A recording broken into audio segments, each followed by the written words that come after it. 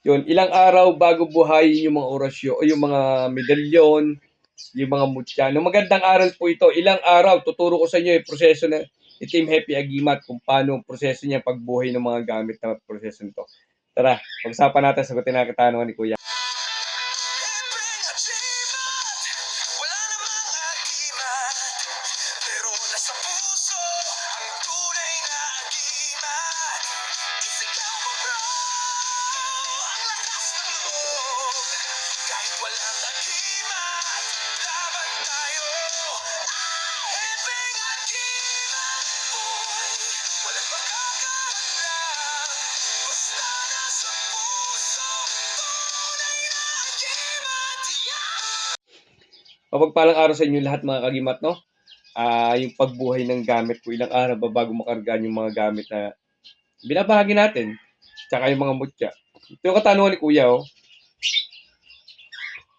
Sa live yung sinasabi sa inyo, para wala kayo na negatibo, alisin yung mga ayaw nyo, yung mga video na kagaya ito, skip lang kayo para hindi ko kayo na negatibo. Ngayon, lagi sinasabi sa kukuha ng aklat kay Anthony Islati Valderrama, pa sa legit po yung kumukuha. I-recta film na po kayo. Okay, pag-usapan na natin yung katanungan ni Kuya. God bless at more blessing po sa lahat. About sa una, yung mutya muna. Ang mutya po kasi ay natural ang buhay. Natural na buhay na po ang mutya. No? Ngayon po, ang mutya, inaalagaan na lang yan. Meron kasing orasyon na ginagamit sa mga mutya. Excuse me po. Tsaka kristal. May ginagamit po dyan. May binigay na po ako ditong video yung paano yung magagamit nyo sa lahat ng kristal tsaka mga mutya na yung tanga. Pwede yung gamitin yan. Ngayon po, pwede hindi po nyo po orasyonan ng mga mutya na yan. Kung more in water kasi siya, sa history kasi, ilagay nyo sa mga part ng mga may tubig. Kabibe, suso, sa mga tubig na tatawag natin na buhay na tubig. Sa mga dagat, sa bukal, sa mga falls, mga ganan, mga buhay na tubig po. Hindi po galing sa mineral water po, no? Yung mga nawasa, hindi po, may chemical na po kasi yan. Mga natural po. Poso, pwede yan. Pwede po, natural yan. Nasa galing baba po yan. Tapos, at yung part ng, iba kasi, yung sa tubig, no? Yung iba, may iba pang marang, kahit yung sa part ng, ano po, ginagamitan nila ng langis instead na tubig. Kagaya ng masuso, kabibe. Dapat sa tubig, pero ginapinunasan nila ng langis. Gumagana naman po. Wala nang problema yun eh. Basta respeto nyo lang po sila.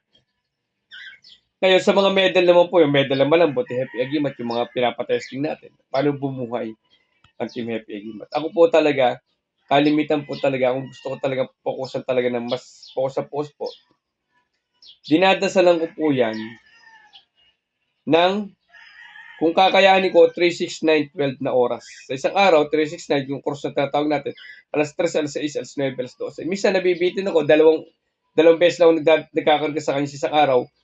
Minsan, binubuo ko yung apat na kantirik na kandila sa isang araw. Kung kakayanin ng oras. No? Tsaka hindi busy. Tapos, kung gaano katagal ko po yan tinitirigan ng kandila, tinadasalan po yan, pinapatagal ko po yan ng 2 weeks talaga. Kung yan, magpapatesting tayo ng mga, kagaya na magmamalar, meron tayong dinadasalan ngayon yan. Meron kasi tayong mga bagong oras na nakuha, gagamitin natin kung gagana. Kumbaga, sinusubukan natin mapapagana natin sa pamamagitan ng testingan. No?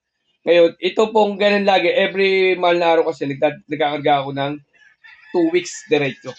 Minsan nagkaimbitahan dati, ang katapusan niya ay Biyernes Santo dapat ang huling dasal. Martes Santo pala nagkaimbitahan na. Nadala ko. Pumasa naman, pero yung huli nagkaroon ng pagkukulang. 2 putok, pangatlo tinamaan. Ayun po, mga ganung part. Kulang pa siya.